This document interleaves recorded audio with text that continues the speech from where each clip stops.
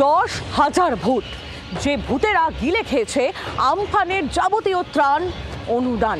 এমনই অভিযোগ বিজেপি নেতা অভিজিৎ দাস ববির। তার অভিযোগের তীর জাহাঙ্গীরের দিকে।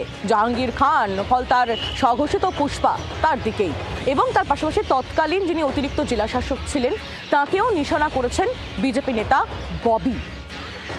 সবথেকে গুরুত্বপূর্ণ বিষয় হয়ে যেটা দাঁড়িয়েছে যে ক্ষতিগ্রস্ত মৎস্যজীবীরা, ফলতার যারা আসল মৎস্যজীবী, তারা বলছেন যে তারা নাকি এক কানা কড়িও পাননি।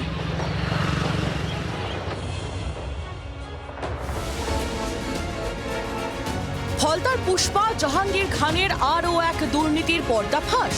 আমফান ঘূর্ণিঝড়ে ক্ষতিগ্রস্তদের সরকারি সাহায্য দেওয়া নিয়ে ব্যাপক দুর্নীতির অভিযোগ।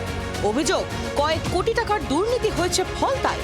2020 কোভিড কালের লকডাউনে দেশ, আর সেই সময় পশ্চিমবঙ্গের দক্ষিণ 24 পরগনা উপকূল এবং কলকাতায় আছড়ে পড়েছিল ক্যাটাগরি 5-এর ঘূর্ণিঝড় আমফান। ল্যান্ডফলের সময় আমফানের বেগ ছিল 100 কিলোমিটারের ওপরে।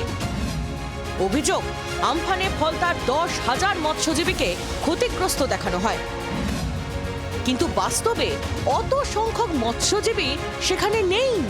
খাতা কলমে আমফান ঝড়ে ক্ষতিগ্রস্ত মৎস্যজীবীদের যে তালিকা, প্রায় 10,000 মৎস্যজীবীদেরকে তখনকার রাজ্য সরকার ক্ষতিপূরণ দিয়েছিল। আর সেই মৎস্যজীবীরা ইতিমধ্যেই তাদের দাবি তারা কিন্তু আমফানের কোনো ক্ষতিপূরণ পায়নি। আমফানের ল্যান্ডফল হয়েছিল সাগরে, আর গঙ্গাসাগর থেকে ফলতার দূরত্ব 83 কিলোমিটার। অথচ ক্ষতিগ্রস্ত মৎস্যজীবীর সংখ্যা ফলতায় 10,000, যা অবাক করে দেওয়ার মতো তথ্য।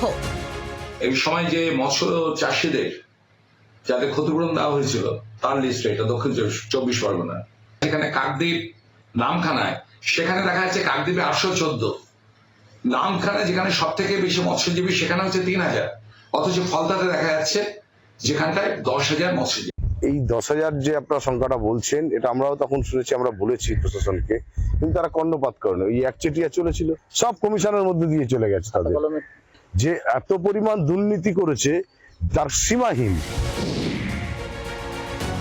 ফলতায় 10,000 মৎস্যজীবী রয়েছে, এই খবর জানার পর ভিড়মি খাওয়ার জোগাড় ফলতার সত্যিকারের মৎস্যজীবীদের। এদের সকলেরই দাবি এক কানা করেও সরকারি সাহায্য তাঁরা পাননি। জাহাঙ্গীর খানের লোকেরাই আমফানের অর্থ পেয়েছেন বলে অভিযোগ। প্রকৃত যারা ক্ষতিগ্রস্ত হয়েছে তাদের বেশিরভাগই বঞ্চিত। নেতারা তাদের পছন্দের মতো লোককে তারা দিয়েছে, টাকাগুলো তারা লুটপাট করেছে, ভোগ করেছে। এসব জাহাঙ্গীর খানের কমিশন নিয়ে বেরিয়ে গেছে। আমরা কিচ্ছু পাইনি, যাদের ক্ষতি হয়নি তারা পেয়েছে, তারা মৎস্যজীবী নয়। অথচ প্রত্যেকে 20,000 টাকা করে প্রায় লোক পেয়েছে, আমরা কিচ্ছু পাইনি। আমার তারাগঞ্জ পশ্চিম পাড়ায় বাড়ি। 10,000-এর বেশি এই যে মৎস্যজীবী যে ক্ষতিগ্রস্ত হয়েছে, যে তালিকা দেখেছে, যেটা এতটাই মৎস্যজীবী পরিবার এখানে বসবাস করে না, এমনটাই দাবি। কারণ ফলতার থেকে বেশি বসবাস করে মৎস্যজীবীরা সাগর, নামখানা, কাকদ্বীপ এলাকায়। এখানে এডিএম ডেভেলপমেন্টের সিগনেচার আছে, এনার নাম হচ্ছে সাগর চক্রবর্তী, বর্তমানে যত সম্ভব পিএসসিতে রয়েছেন। আমি ওনার বিরুদ্ধে, উনি যে সিগনেচার করছেন ওনার ভেরিফিকেশন করে করা উচিত ছিল। ফলতার বেতাজ বাদশা বলা হতো জাহাঙ্গীর খানকে। ভোটের আবহে নিজের নামও রেখেছিলেন পুষ্পা, কিন্তু ফলতার পুনর্নির্বাচন থেকে সরে দাঁড়ানোর পর থেকেই নিখোঁজ জাহাঙ্গীর। কিন্তু থেমে নেই তার কুকীর্তির পর্দাফাঁস। সম্পূর্ণ যে কারচুপিটা হয়েছে সেটা কিন্তু এলাকার মানুষের দাবি, কারণ একটাও কোনোভাবে কেউ মৎস্যজীবী সাহায্য পায়নি বলে এমনটাই দাবি করছে। ক্যামেরায় প্রীতমের সঙ্গে নকিবউদ্দিন গাজী, জি 24 ঘন্টা। বাংলার আওয়াজ, বাঙালির আবেগ, জি 24 ঘন্টা।